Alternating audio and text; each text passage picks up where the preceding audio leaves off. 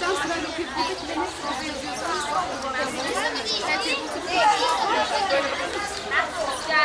Biz büyük bir galet. Biz büyük bir aileyiz. Biz büyük bir aileyiz. Biz büyük bir aileyiz. Biz büyük bir aileyiz. Aile güçlü kaleci. Aile güçlü kaleci. Aile güçlü kaleci. En değerli şey aile olmasın. Aile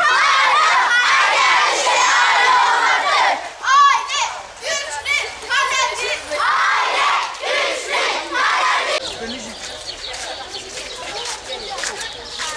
kaleci. Bizler çok şanslıyız. Şilopi'de çok büyük ve güzel bir aileyiz. Şilopi'de insanlar ailenin kıymetini, değerini çok iyi biliyorlar. Ailelerine, kardeşlerine, annelerine, babalarına, dedelerine, büyüklerine çok sahip çıkıyorlar. Biz bu bölgede ailenin kıymetini bilen en güzel topluluklardan biriyiz. O anlamda da çok şanslıyız.